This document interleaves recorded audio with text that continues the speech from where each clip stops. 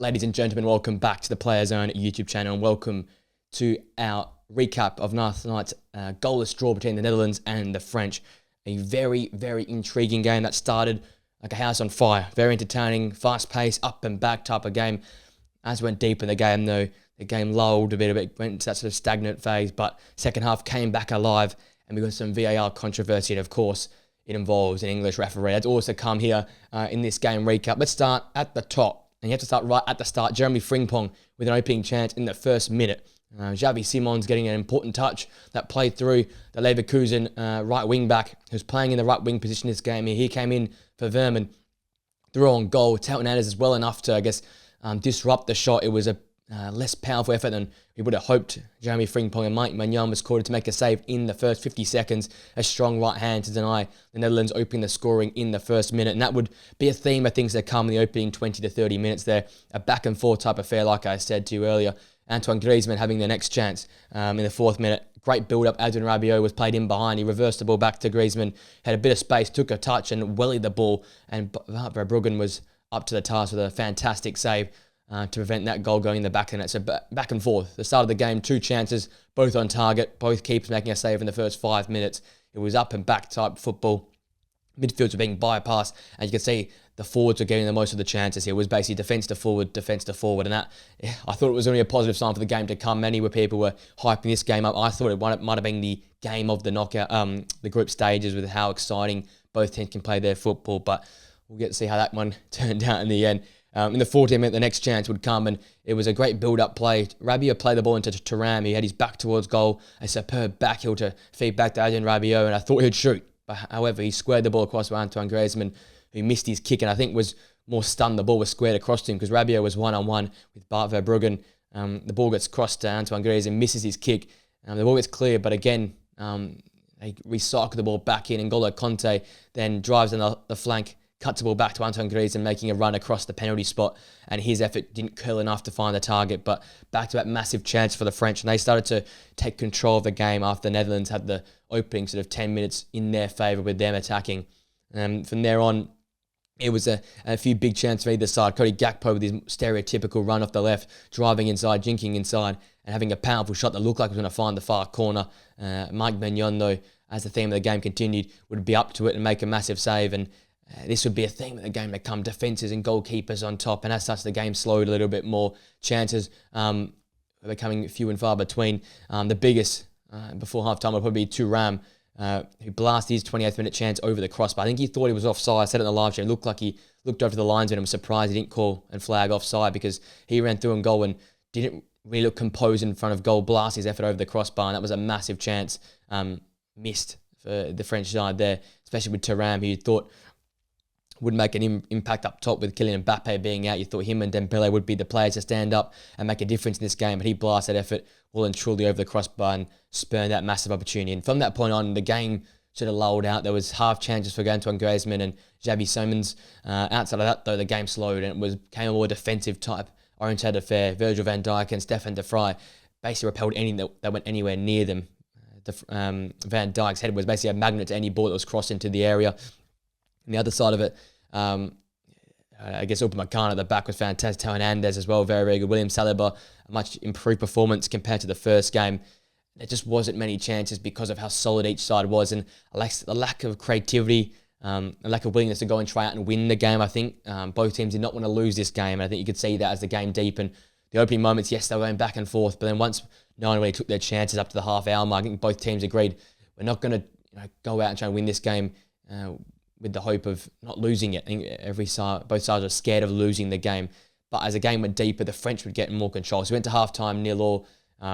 Rumours about Will Mbappe come on. That was sport at half-time. He basically came out and sat on the bench quite early and wasn't warming up with the other substitutes, so he wouldn't be involved. And the second half started slow, but the French stamping their authority on the game. And I said it in the live stream. The slower the game was being played, the more it favoured the French. Yes, that pace in the final third is needed to create some open, clear-cut opportunities, but the French are better building up a slower pace, passing it through and around the Netherlands line, who got deeper and deeper and deeper as the game went on, and I think it was around the hour mark is where the French started to show their dominance. Thuram had the first big chance the second half. His snapshot went past the far post, trying to hit a cross goal there with his right foot. They kept charging forward, though. In the 65th minute, a great team build-up would have led to one of the great team goals, you'd think. Ended with the ball with N'Golo Kante. He played a ball across the area, catching all the Netherlands defenders off guard. Antoine Griezmann's first touch just got away from him, and his toe-poked effort was saved quite smartly by Wout Bruggen at his near post there with his left shin. And that kept the game 0-0. And at that point in time, he thought it might be the keepers who were on top in this game. They're the ones keeping it 0-0 because they both made some fantastic saves until that point.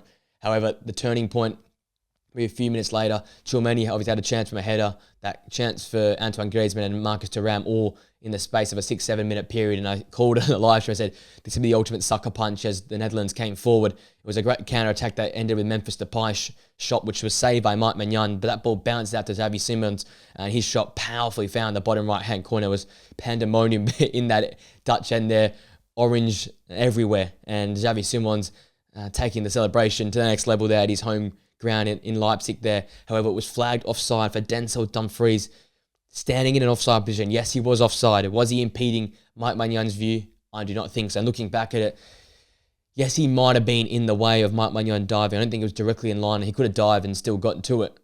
But Denzel Dumfries, I don't think impacted that goal going to the back of the net. Looking back at it, Mike Maignan was never getting there. It was such a thunderbolt into that bottom right corner. And I guess that's where you can take the rule out of its, I guess, written period there in the law book, because yes, he might have impeded Mike Magnan's ability to save the ball, but was he ever going to save that? No. Should the linesman have flagged for offside? I don't think so. That's the whole point of VAR being there. The fact he's flagged for offside is very hard to overturn that decision. It's very unlikely that their on-field decision, especially from a linesman, gets overturned. It's a really, really interesting situation there. And again, obviously Anthony Taylor's the referee, so all the English media came and said, of course, the English referee's involved in a dodgy VAR call. But I just think for the game, what it needed, for a neutral fan point of view, I'd love if that ball found the back of the net. I can see where they came from. I just don't think it's right. I think if Mike Maignan could have easily got there, by all means, paid offside, because he's offside and he is close enough to Mike Maignan to make a dive awkward. Was he impeding the view? Absolutely not. Was Mike Maignan getting there? Absolutely not. Like, that ball was hit with so much ferocious pace. It went through bodies prior to that. I just think you have to give that a goal. I think initially I said on the live stream, I can see why it's given offside. I can still understand that reason, but in my mind, it's 80% not offside to 20% offside. Yes, by the letter of the law, it probably ticks that box to being offside, but in no means in that context, that game right there and that moment, was that impacting was Denzel Dumfries impacting the ball flying the back of the net. I just think a very tough goal to rob the Netherlands of that great moment as well. It was really, really tough as well. So that 69th minute effort was ruled out despite all the seams and intense and chaos in that moment there. That was ruled out. The game sort of fizzled out from then on in. A few counter-attack chances here and there, but the game lacked the real quality in the final third, and that's where I'll come to the end of this game in summarising it.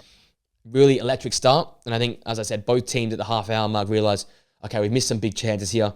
We don't want to lose this game. This group is very tough, with Austria winning the earlier game. They're on 3 points. We're all currently now on 4 points as we get this draw.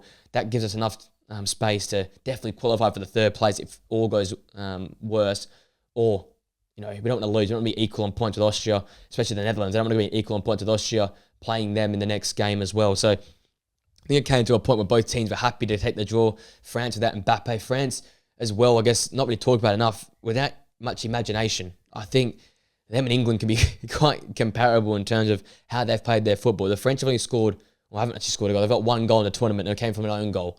Outside of that, they really lacked creativity in both games. They missed some big chances in both games, and hasn't really looked like the full package for me. So taking a backward step and looking at it, it hasn't been super impressive by the French. Neither the Dutch as well. I'm fans of both of the teams. I think especially the Dutch could cause some problems in this tournament because of how dangerous those in the front line can be and how solid they are across the back. And it just screams tournament football this side, despite all the missing pieces in midfield. I think they can get it done. But even them, only 2 goals versus Poland and scraping over the line versus them, should have taken it to the French side, I think, in multiple occasions, and looked second best for most parts of the second half. And basically from that half an hour point onwards until the Xavi Simons effort, were second best. So for both teams, it's not convincing yet again. I came into the game saying who's going to be the convincing team coming out of this game, because going in, both teams were not very convincing in their first games. We come out with both teams not looking convincing after that either. They've got a massive final day game to worry about. The Netherlands-Austria, which will be a very, very interesting game. I'll probably live stream that one because that'll be very important to who's qualifies. And then French-Poland. Both sides will have to now field strong squads. You can't really rest players because you want to finish top of the group. You want to get the easier draw. So you're going to have to play all these players yet again. I think positive for the Dutch, Jeremy Frimpong from the start was very, very good. He just added that X factor, that dynamism in the final third, which is good to see. I think the midfield looked quite well. Tino Reiners needs to get in the ball more often. I think whenever he's in the ball, things happen. I think they need an ability to go forward and be more creative and throw more numbers forward. A bit more caution to the wind, because the likes of Cody Gakpo, Jeremy Frimpong, Memphis Depay, I didn't see enough on the ball for me. And for me, Memphis Depay cannot start. He is invisible, useless, doesn't do anything with it. His dead balls, pathetic, hit 2 free kicks into the wall, does not create anything for me. Tries to drop in into that sort of Antoine Griezmann, Harry Kane type role, doesn't do much there either. Play Wout Weghorst, play Donyell Malen. I don't understand this continual belief in Memphis Depay. For me, he's not the player that the side needs. It's a positive step with dropping Vermaelen and introducing Frimpong. Go and be positive again and play a proper striker up top, because Memphis Depay for me isn't the answer. For the French, Mbappe should come back for that final group stage game. Get him down the middle off the left. I think Marcus Thuram is a very good option. He's a good hold-up player. He's a versatile player. He can play across all the front line there, so I'd keep him. Very frustrated with Ousmane Dembele for me. I think he's such an underwhelming player. So much talent. And someone that normally performs so well for the French has yet to do that. And I think the commentator said it took us like the 65th, 64th minute for him to actually skip past Nathan Ake. Yes, he's a quick player, Nathan Ake, but he's a centre-back playing left-back. Skip past him, use your pace, run him behind.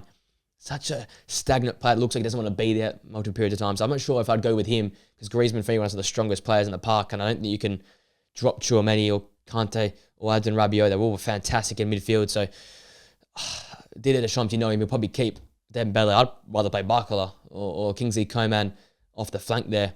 Even Rabiot out from the left. He played there most of the game in this sort of fluid formation they played. So I'd sort that out. I think Griezmann has to play. Obviously, Mbappe has to play.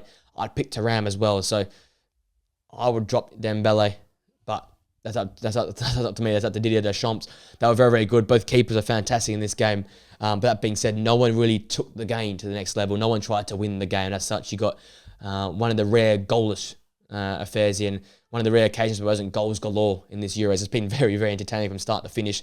Into our key players in the game, starting with the Dutch.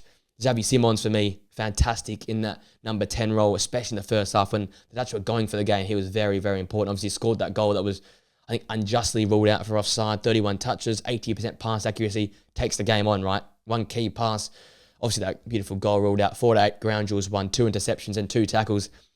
Did a bit of everything, was forced to defend for a lot of the second half, and unfortunate to have him taken off. Probably the right move to try and get some fresh legs on the pitch, but again, he excelled. He lifted his level from the first game where I thought he was subpar. Second game, much better in that more natural number 10 role there. So a strong game for him, and really unlucky not to get that, I guess, very memorable goal there. The next player, Virgil van Dijk at the back. The captain, 9 clearances, 1 tackle, 2 out of 3 area duels, 2 out of 3 ground duels, 59 touch of the ball, 91% pass accuracy, hitting 2 out of 3 of his long balls accurately as well. Vintage Virgil van Dijk type performance. Closed down anything that went near him. As I said, he was a magnet to any ball crossing the area, heading that away, winning a lot of first balls, being physical, comfortable with the ball at the back when they need that slow build up. The Dutch did a bit of everything this game, and for me, one of the strongest on the pitch. And obviously, Bart Verbruggen as well, fantastic, makes some important saves at important times. But I think Xavi Simons and Virgil van Dijk for me were the 2 better players for the Dutch. Coming to the French, Adrien Rabiot, fantastic, 79 touches, 97% pass accuracy, 4 key passes, 1 key chance, big chance created, 3 out of 3 successful dribbles, 7 out of 8 ground duels, 1, and the 3 tackles. There was multiple times I thought he could have shot rather than passed. Almost overdid it with the pass last night. I think it was 3 opportunities where he could have shot, but he decided to pass an extra pass. I know he's not a number 10 naturally or a forward playmaking, goal-scoring midfielder, but back yourself in. Take the opportunity on and shoot. I think it was a missed opportunity multiple times, him passing up those big chances. But overall, in terms of a complete performance, drifted out wide to the left, came inside and controlled the ball midfield. A fantastic performance from minute 1 to minute 90 from Adrien Rabiot. And Antoine Griezmann, who I think will go with my man of the match in this game here. I think missed obviously some big opportunities. 3 shots, 2 big chances missed. 57 touches, 85% pass accuracy. The 1 key pass, 4 to 4 ground duels, 1. just seemed to make things happen for the French. His set pieces were poor, but when the ball was an open play, he was the one making the chances for the French. He was always on the end of or creating these massive opportunities at goal. Another day he scores 2 or 3 and is the hero for the French side. So I think he was really, really important in that game for me. And a game that lacked a lot of quality in the final third, he was probably the closest to making it happen. He was the closest to bringing the game to life. And I feel like for me, without him there, that French side looked very, very slow and lacking of creativity in the final third. Thuram had a lack of supply. I said Dembele, how disappointed I've been with him. Adrian Rabiot had to drift out wide left. So as such, his role when he drops in, he pushes up, he plays off the defenders, and will drop in a midfield and support Kante and Tchouaméni did a fantastic job in there as well. And obviously a shout out to Mike Maignan as well, was fantastic in goal as well. But Antoine Griezmann wins the man of the match for me. A very entertaining game from start to finish, but lacking a goal. I said it in the live stream, it was a fantastic, enthralling game. They just needed a goal. That would have ticked the box there to be a perfect Euro game. But hey, we're going to get some scoreless games in here once in a while. Fantastic nonetheless. It means Group D is all up for grabs come the final match day. As I said, the French play Poland, which should be a pretty easy win for them. They should top the group, with all being said, but you never know. And then Austria play the Netherlands. It will be a very, very intense final day for those two sides there. With that being said, ladies and gents, I hope you enjoyed the game last night. I hope you enjoyed this video. If you did, smash a like on it, subscribe to the Player Zone channel for more videos like these, and press that post notification bell so you know we upload. We are covering all the Euros here, live streams, reaction videos, prediction videos, podcasts. It's all going to stay here on the Player Zone channel. I hope you have a great rest of your day. Enjoy the upcoming football, and I'll see you guys for another video very, very soon. Till next time, guys. See you later.